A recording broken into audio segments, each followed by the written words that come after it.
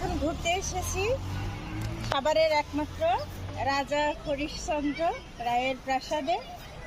প্রচণ্ড রোদ, সেখানে দাঁড়িয়ে ভিডিও করছে আমাকে। অপূর্ব, খুবই সুন্দর একটা প্রাসাদ।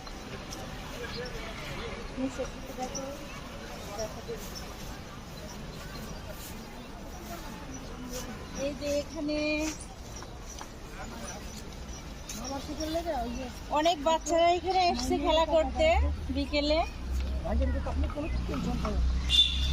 কি বাবা, কি করতে এসছো তুমি? এখানে খেলতে এসছো? সেখানে কেমন লাগে তোমার? ভালো। ভালো লাগে? আচ্ছা আচ্ছা, থ্যাংক ইউ।